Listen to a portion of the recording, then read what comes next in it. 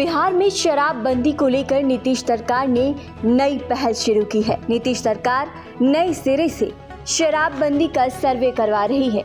ये सर्वे IIM रांची से करवाया जा रहा है।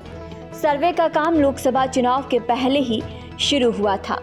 चुनाव के दौरान सर्वे रुका हुआ था और अब एक बार फिर से इसके अंतिम चरण की प्रक्रिया शुरू हो गई है। ऐसी खबर है कि जल्द सर्वे रिपोर्ट आ सकती है। सर्वे के आंकड़ों से पता चलेगा कि बिहार में कितने लोगों ने शराब छोड़ी है, शराबबंदी से क्या सामाजिक बदलाव हुआ है।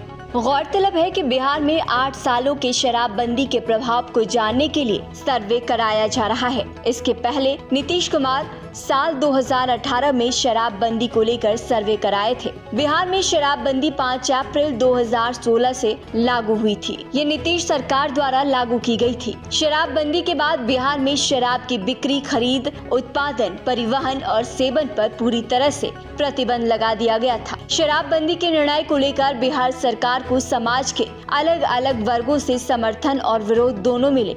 शराबबंदी के पक्ष में तर्क दिया गया कि शराब के सेवन से समाज में हिंसा और अपराध बढ़ता है और ये महिलाओं और बच्चों के लिए हानिकारक है। वहीं शराबबंदी के विरोध में तर्क दिया गया कि इससे राज्य को राजस्व की हानि होगी और शराब की तस्करी बढ़ेगी। बिहार में शराबबंदी के बाद कई सकारात्मक परिणाम देखे गए। शराब की खपत में कमी आई, महिलाओं और बच्चों के प्रति हिंसा में कमी आई और समाज में सुधार हुआ। हालांकि शराबबंदी के कारण राज्य को राजस्व की हानि हुई और शराब की तस्करी बढ़ी। इसके अलावा शराबबंदी की वजह से कुछ लोगों की रोजगार की समस्या भी हुई। बिहार में शराबबंदी के बाद राज्य सरकार ने शराब के स्थान पर अन्य उद्योगों को बढ़ावा देने के लिए कदम उठाए। उदाहरण के लिए औरंगाबाद और पटना में खाद्य प्रसंस्करण और वनस्पति बनाने के कारखाने स्थापित किए गए। इसके अलावा बंजारी के कल्याणपुर सीमेंट लिमिटेड नामक सीमेंट कारखाने का बिहार के औद्योगिक नक्शे में महत्वपूर्ण स्थान दिए गए।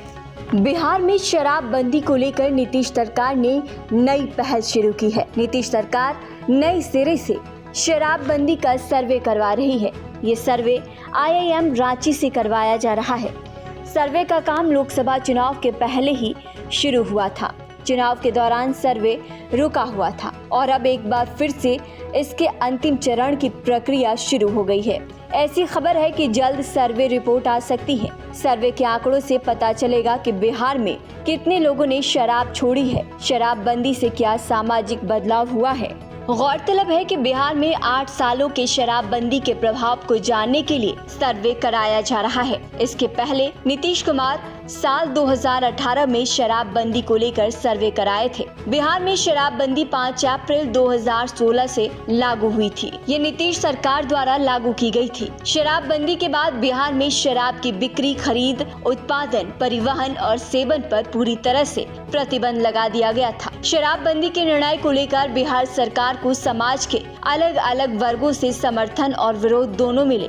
शराबबंदी के पक्ष में तर्क दिया गया कि शराब के सेवन से समाज में हिंसा और अपराध बढ़ता है और ये महिलाओं और बच्चों के लिए हानिकारक है।